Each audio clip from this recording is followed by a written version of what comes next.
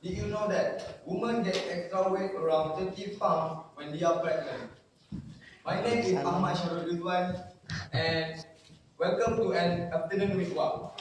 Our title for today is Women in Workplace Based on an article written by Austin Rollers, which is the inherent personality of women as an asset to engineering work.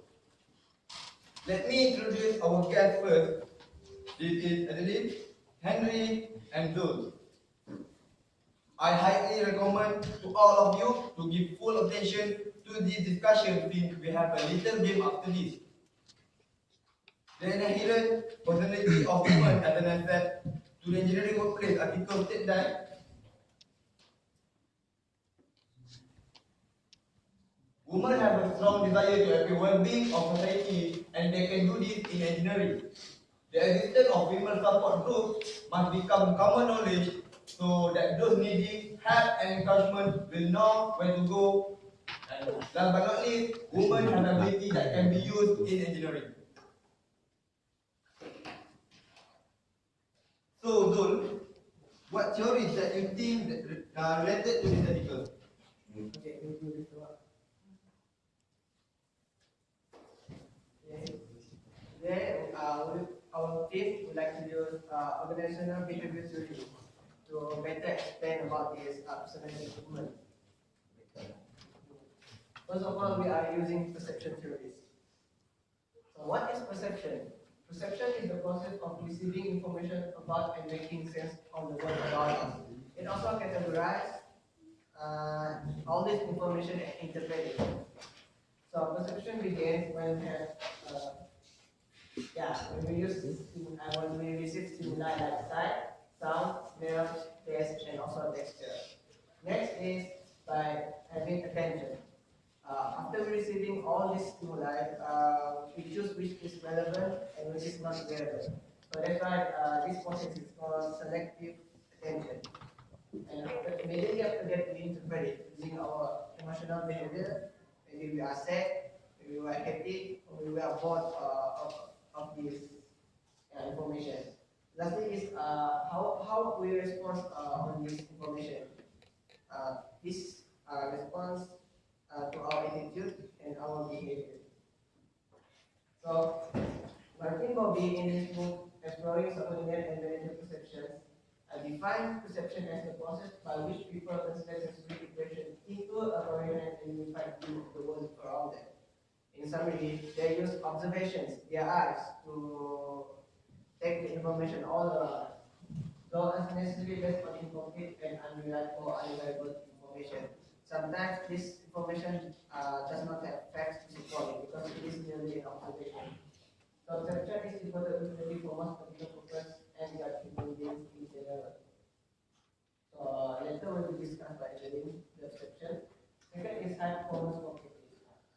High performance work ethics, also known as HPWP, is a leverage of human capital, knowledge, skills, and abilities. They work together in bundles to look this advantage. This theory can also realize opportunities and minimize threats in an organization. HPWP have four practices: employee involvement, job opportunity, employee competence, and lastly, reward performance. This first two, as you can see, employee involvement and job opportunity, can increase motivation in a company. Employee competence simply means using the skills of a relevant employee for to the relevant job. Work performance is simply said as we said that the more you do, the better your work will be. So this will HPWP will be more presented by the lecture. Lastly, it adds personality is called nature. So what is personality? Personality is a set of unique traits and other characteristics that give consistency to an individual behavior across situations. In other words, personality is the characteristic of a person. So there are two types of personality: nature and nurture. Nature refers to our genetic or hereditary origin. For example, when we are kids, we love to have cars, things for boys, and like that. While women and girls love dolls, Barbie, And nurture, on the other hand, refers to the person's socialization, life experience, and other forms of interaction with the environment. For example, someone prefers Android and others prefer iOS. So next is Mars model. Mars model has four factors that affect human behavior and organization. Neither Witt and Mahita divide these four factors into two. Plant behavior, which is motivation and ability, and also provide opportunities to confront, which is perceptions and institutional contingent. Okay, as you can see here, this is the graph of Mars motivation, what are motivated, ability, perceptions, and all of that. That is all for me. I'll pass this back to Mr. Wak. The author feels that personality of women makes them enter engineering workplace. Do you agree with these terms? Can you give me a reason?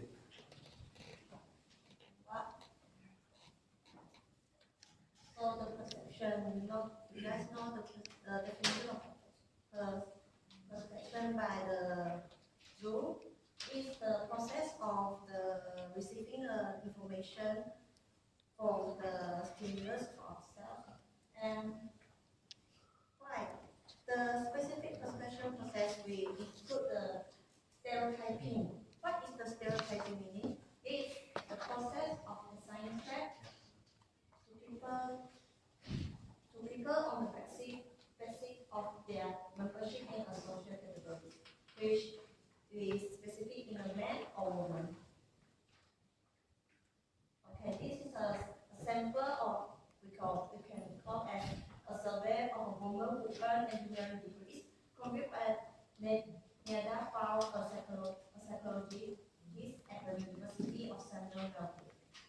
And we can see it is a survey of Ladina's civil engineering. She said, a woman leaves engineering due to a lack of job satisfaction, lack of the reliable female role models, inflexible work schedule, workplace discrimination, well, Presentation, guys. man syndrome, and glass ceilings issues. And this shows that women does not work well in the engineering. And next is a statistic of women engineering in engineering society. It said that 7% of engineering workforce is female, only 7%. And in UK, it has the lowest percentage of female engineering professionals in Europe. It has less than 10%, while for Ghana, Cyprus lead with nearly 3%. And 3.4% of engineering manufacturer expresses are female. Is a statistic. And why? Why will occur the stereotyping? Firstly, is a categorization. It means by comparison process by categorizing people into different groups, such as it's very common, and we firstly mostly is non-cultural and energy saving process that simplify our understanding of the world. And next is homogenization. It simplifies the combination process within each group are very similar to each other.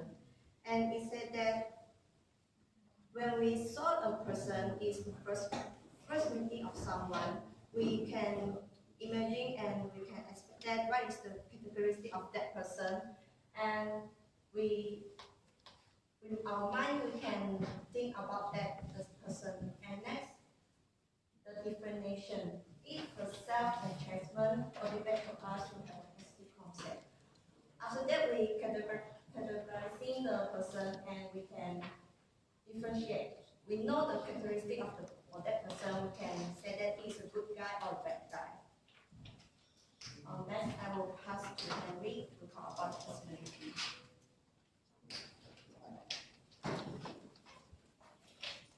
Thank you. So, talk about personality. The author feel that personality is the most important aspect. So, what determines our personality?